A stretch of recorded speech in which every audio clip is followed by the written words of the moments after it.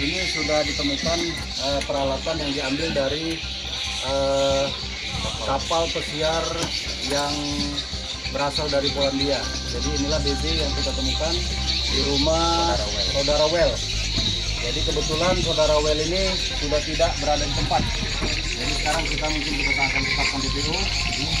Kemudian ini ada satu juga speedboat yang diambil dari kapal tersebut. Jadi ini BB-nya sudah kita temukan, tinggal kita melakukan pencarian terhadap tersangkanya. Mungkin sekian yang bisa saya laporkan untuk hari ini. Terima kasih. Wassalamualaikum warahmatullahi wabarakatuh.